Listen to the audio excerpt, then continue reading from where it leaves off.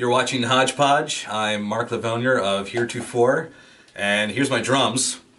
They were made in 1977. It's pearl, and they were made at a time when they were trying to make acoustic drums as loud as they possibly could. So it's a wood fiberglass mix, and they have a nice patina on them at this point. They were white at one time.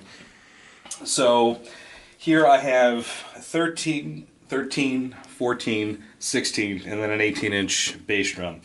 The Tama snare is an add-on I got, and I wanted it a little bit smaller, and it's 6.5 inches deep, so it's pretty much one of the deeper bass drums you can get until you get into the marching band arena of snare drums, because I like that, you know, deep, boomy snare sound, rather than like a piccolo snare, which is a little more of that 311 pop that we all remember from the 90s. Not really into that, but I just really like the deep boom of these drums, and to be kind of thunderous when the time comes.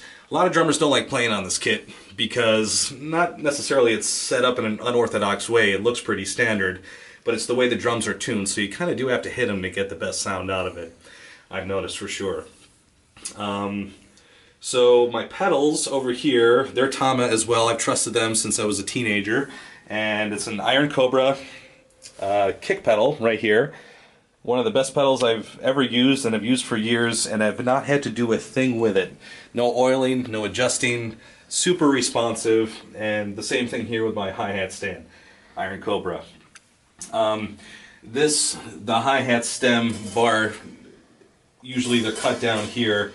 This is the way it came, and I've never shaved it down, I've never touched it. I kind of like it because it disciplines my arm for my first crash. Because my very first drum kit, I had like this much of it. You know, one tom, the kick, the snare, one cymbal, that's it. So I got proficient in this area here.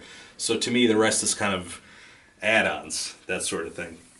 The cymbals, this is a Custom K Zildjian Ride, which I've had forever. Love it so much. At one time, they were all crash rides on my kit, but I've added this recently.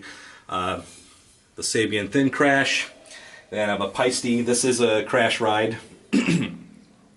And over here, another crash ride. So I actually have 3 ride cymbals on my kit. Again, something a little unorthodox, but it's that smash and the way the cymbal decays that I really like.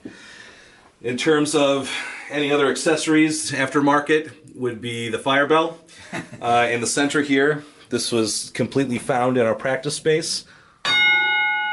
You can either do this with it, which is a great accent, or more of a wood block sound, which I like. So you combine it with, you know, something like that. Sounds really good. I play typically with ProMark sticks. I trust them because they last. I love the weight, I love the feel. 5B is my flavor, but I play them upside down with the butt end first.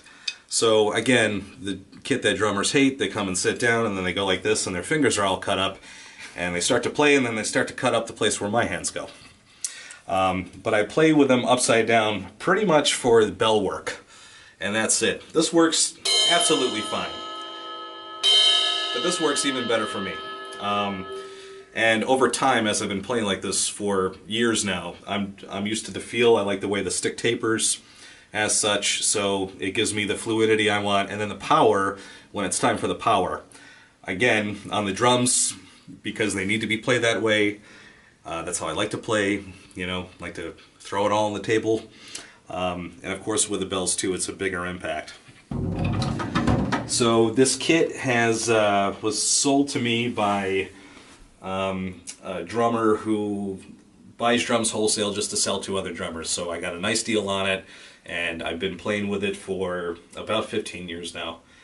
The drums usually pop out of the center here on this kit originally, but those stems absolutely broke.